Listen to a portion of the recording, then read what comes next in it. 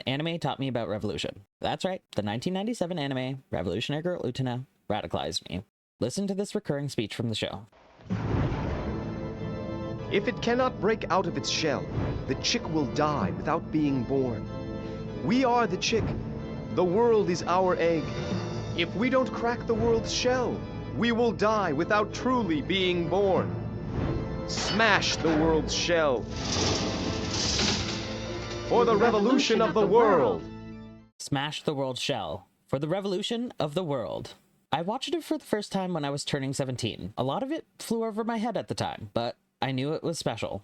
I didn't need to understand everything to know that a pink-haired girl who wields a sword and is very obviously queer would end up being my favorite character of all time. 8 years later, I've seen the show at least a dozen times and counting. I've always said that every time I watch a show, I gain something new. Well, these last few times, I've really been trying to dig into what the show means by revolution. I won't delve into the plot of the show for several reasons. 1, I think you should watch it. It's fantastic. 2, you probably wouldn't believe half of what happens in the show anyways. The show takes pride in building its own distinct world with its own rules, and it's up to the audience to see where the parallels between our world and their world are. It's no secret this show explores themes of patriarchy. Anyone who watches the first 15 minutes could tell you that. I even caught it as a clueless 17-year-old. It's basically why I thought this show was so cool in the first place. It also explores themes of gender, albeit quite restrained. For a show that aired in Japan in 1997, it's certainly pushed a lot of envelopes in these regards. It's thought of highly in these respects, but definitely needs to have expectations tempered with that disclaimer. It also explores an unrequited queer love, which could easily fall into the bury your gays trope, but it's delivered so beautifully and compassionately that I would have to disagree. As a queer youth, this story felt relatable and I'm sure was poignant at the time of its release, with the relative normalization of heteronormativity in the 1990s. The two main characters, Utena and Anthe, are also insinuated to be romantically interested in each other. While the show is criticized by modern audiences for the lack of clarity on their relationship, especially as Utena has another straight relationship in the show is still regarded and thought of largely positively as a queer piece of media. It should also be noted that the movie does make the relationship explicitly romantic. Revolutionary Girl Utena is about abuse and escaping abuse. I knew upon initially watching it, though, that it had much larger themes than this. Akio, the abuser of both Anthe and Utena, as well as several other girls, is not just some average man. He's in several positions of authority. He's Anthe's brother. He's much older. He's implied to be significantly richer, and he's also the school chairman. This story is not just directly about abuse, but it's about abuse of power.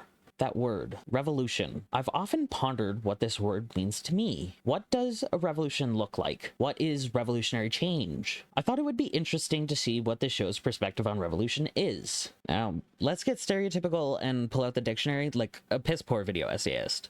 Revolution. Noun. A sudden, radical, or complete change. And revolutionary. An adjective.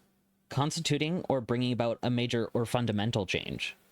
But also, revolution, noun, completion of a course or cycle. It is shown throughout the course of the show that the current structure of events has existed in a cycle for a long time. It is through Utena's radical actions in the finale that she is finally able to break through and achieve revolution, freeing Anthe from her position as the Rose Bride, and thus breaking the cycle. This is not an immediate response to her actions, nor is this result something we are even sure she gets to see. It is through her radical act to reach out to Anthe when no others before dared, that Anthe then had the strength to leave on her own terms. This is done outside the dueling arena, in Akio's office, an allusion to the fact that Anthe could have done this at some other point, but was empowered to do it now. Utena is harmed by her radical act, but it is what leads Anthe to make the final step that leads to the true revolution. It can also be assumed that since Akio is no longer in possession of the Rose Bride, he can no longer hold duels, and is thus rendered significantly less powerful, as holding the duels was his true aim. The rest of the students at the school have also been liberated by Utena's sacrifice.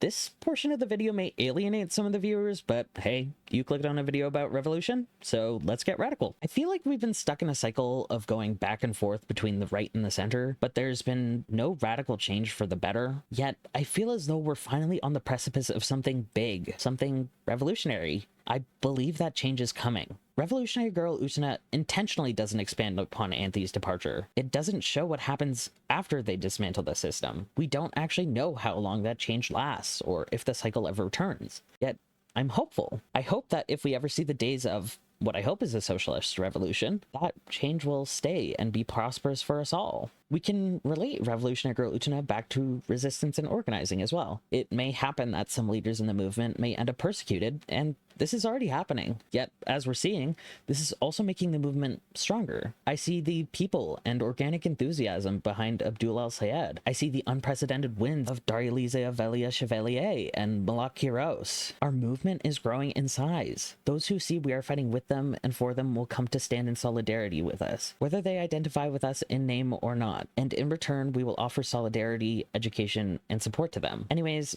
join DSA, join DSC. Thanks for watching. Bye-bye.